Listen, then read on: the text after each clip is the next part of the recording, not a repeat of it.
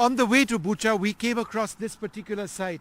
It's clearly an area where this group of Russian mainline tanks, in fact these are T-72 tanks, were ambushed. There are also several armored personnel carriers which have been deployed over here, which were completely destroyed. The Ukrainians in this entire area have been using anti-tank guided missiles very, very effectively, and that has proven to be something which was singularly responsible for the Russians being unable to actually penetrate through the Ukrainian defenses in this area.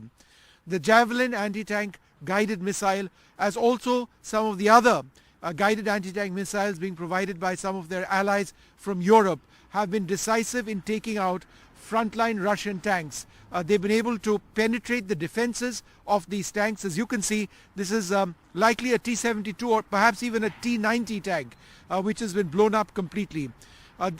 Many of these missiles are top attack missiles. In other words, missiles which actually fly and they hit the top, or they attack from the top of the tanks where the armor is actually the weakest, and they are designed to actually penetrate explosive reactive armor.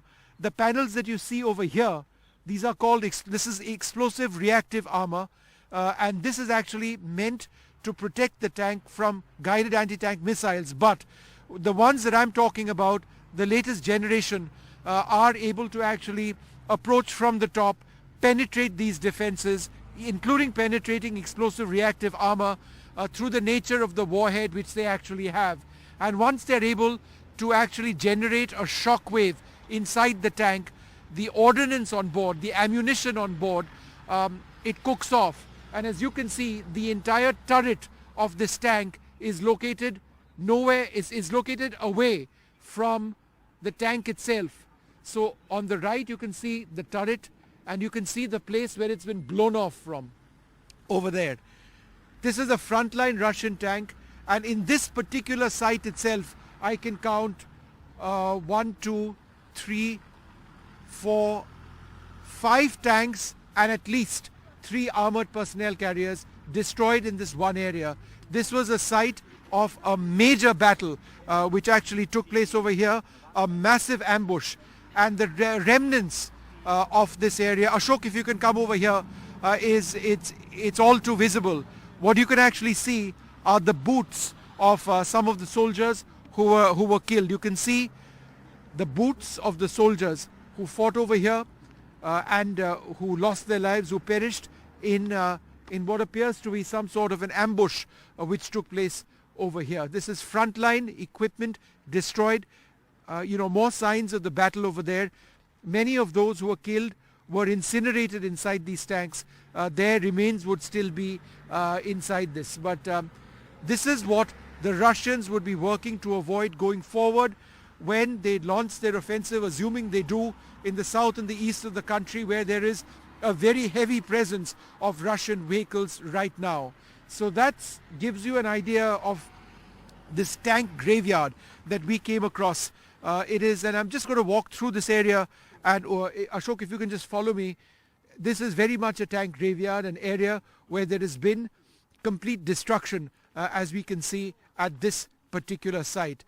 Several Russian tanks over here, armored personnel carriers. This is a BMP-2 or a BMP-3 armored personnel carrier, which is, it's less armored obviously than a tank, but it's been completely destroyed over here. Losses like this are staggering, but a loss like this in one area itself, it's a huge loss to any force. But as you can see, this is just one of several sites which have been littered. And in fact, Ashok, if you can just focus over here for a moment. This is actually one of the tanks which was destroyed, and it was hit by an anti-tank guided missile almost certainly, and the turret is right over here. So this is actually the turret of the tank itself. And I'm just going to come over here, and this is the main gun. This is where the gun comes from. This is where you come closer, Ashok. You can see the gun where you can load. This is the beginning of the gun. The loading actually takes place, and as you can see, the turret of the gun itself. And this is the armor which I was referring to. This is called explosive reactive armor. It's designed to block or to anti-tank guided missiles, but as I've been mentioning, it's the top attack missiles which render armor like this essentially ineffective. This has been a battle of technology as well. So you can see a lot of that in this tank graveyard. With Uma Shankar Singh and Ashok Mahale, near Bucha, Vishnu Shom for NDTV.